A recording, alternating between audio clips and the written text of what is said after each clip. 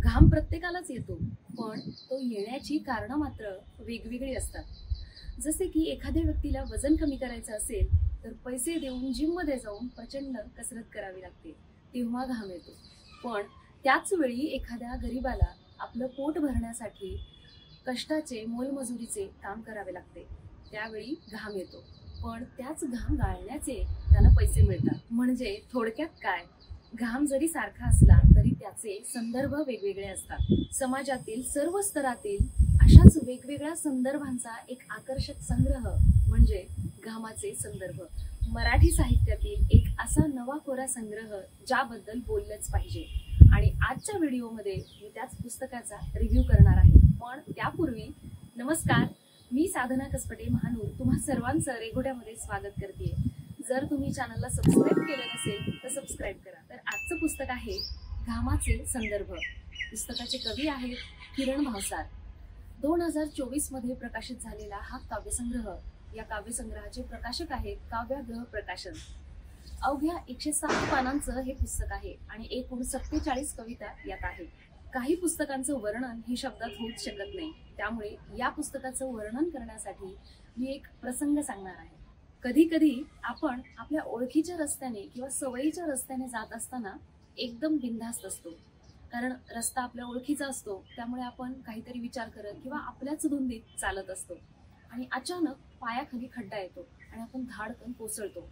कोसळताना आपल्याला खूप मोठा धक्का बसतो, कारण आपल्याला वाटतं की अरे हा रस्ता तर माझ्या ओळखीचा आहे, रोजचा आहे, त्यामुळे हे असं कसं झालं, हा खड्डा मला दिसला कसा नाही, असा प्रश्न पडतो।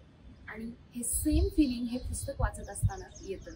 म्हणजे सुरुवातीला अतिशय साधारण वाटणारी एखादी कविता शेवटच्या कडव्यात असं काही वळण घेते की पूर्ण गोष्टच बदलून जाते, अर्थच बदलतो। एक वाचक म्हणून आपण धक्का लागल्यासारखे क्षणभर शांत बसून राहतो आणि विचार करायला भाग पडतो। लेखकाची स्टाईलच वेगळी आहे।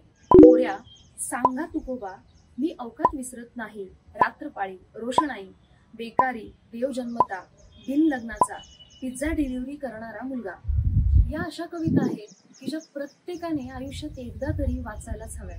देव जन्मता, बिन लग्नाचा आणि पिझ्झा डिलिव्हरी करणारा मुलगा या कवितांनी तर माझ्या मनात एक वेगळं स्थान निर्माण केलंय। समाजातील प्रत्येक स्तरातील वेगवेगळ्या कामगारांचं आयुष्य त्यांनी या कवितांमधून मांडण्याचा प्रयत्न केलेला आहे। जसं की काही वेळापूर्वी मी म्हणाले की काही पुस्तकांचं वर्णन करायला शब्द कमी पडतात आणि ते या पुस्तकाला अगदी लागू पडतं।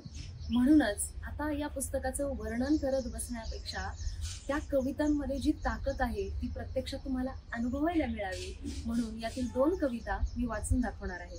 कवितेचं शीर्षक आहे देव जन्मता, पण कवितेला सुरुवात करण्याआधी त्याच्या पार्श्वभूमीबद्दल थोडक्यात सांगते। प्रत्येक गावात काही दिवस वास्तव्यासाठी येणारे मूर्तिकार सर्वांना माहीतच असतील। जुनी भांडी वितळवून देवाच्या सर्व प्रकारच्या मूर्त्या ते लोक बनवत असतात। म्हणजे थोडक्यात काय, तर ते देवाला जन्मच देत असतात। पण कुठली मूर्ती कोण घेऊन जाईल हे निश्चित नसतं, त्यामुळे माणसांप्रमाणेच कुठे जन्म घ्यावा हे देवाच्याही हातात नसतं। याच आशयाची ही कविता आहे। देव जन्मता, दैवाला फाट्यावर मारून दगडाला आकार देत ते देव घडवतात रस्त्याकडेच्या पालात राहून। देवही बिचारे विना तक्रार जन्म घेतात छन्नी हातोड्यांचे घाव झेलत दरिद्री पालात। आणि पडून राहतात बेवारस एखादं मंदिर नावावर अलॉट होईस्तोवर। माणसांसारखंच देवाच्याही हातात नसतंच कुठे जन्म घ्यावा ते। यथावकाश देव निघून जातात रंगरूपाच्या निवडीनुरूप निरनिराळ्या देवळात। रस्त्याकडेला पालात सुरूच असतात बाळांतपण नवनव्या आकारात। जन्म घेत राहतात देव, एकदा का मंदिराच्या मखरात बसले की विसरून जातात सहज आपल्या जन्मदात्यांना आरतीच्या गजरात देव। पालं आपली निर्विकारपणे घडवीत बसतात नशीब छन्नी हातोड्यांच्या गजरात। किती सुंदर कविता आहे। आता व्हिडिओचा शेवट एका आगळ्या वेगळ्या कवितेच्या पहिल्या आणि शेवटच्या कडव्याने करणार आहे, कारण कविता तशी मोठी आहे, पण त्यातील पहिलं आणि शेवटचं कडवं पूर्ण कवितेचा अर्थ सादर करतं। कविता वाचण्यापूर्वी त्या कवितेची थोडीशी पार्श्वभूमी सांगते। कपड्याच्या दुकानात काम करणारा एक सदा नावाचा मुलगा असतो आणि त्याच्या त्या कामाला समाजामध्ये इतका काही मान नसतो, जास्त पैसा नसतो, त्यामुळे लग्नासाठी त्याच्याकडे स्थळच येत नाहीत आणि एक वेळ अशी येते की त्याचं वय उलटून जातं आणि त्याचं लग्नच होत नाही, पण तो दुकानात बस्ता कापण्याचं काम करत असतो. तो बस्ता कापत असताना त्याचं मनही कसं तुटत जातं हे सांगणारी ही कविता आहे. तिचं शीर्षक आहे बिनलग्नाचा. तर पहिलं कडवं. कापड दुकानात नोकरीला म्हणून बिनलग्नाचा राहिला गुरुवाचा सदा. चांगला पोत असूनही न विकले गेलेल्या कापडासारखा. आणि शेवटचं कडवं. आता वय उलटून गेलेला सदा फाटत राहतो मनातून इतरांच्या लग्नाचे बस्ते फाडताना. मनाला स्पर्शून जाणारी ही कविता किती अर्थपूर्ण आणि पॉवरफुल ओळी आहेत. म्हणजे ती कविता वाचत असताना इतरांच्या लग्नाचे बस्ते फाडताना मनातून फाटत जाणारा सदा पटकन डोळ्यासमोर उभा राहतो.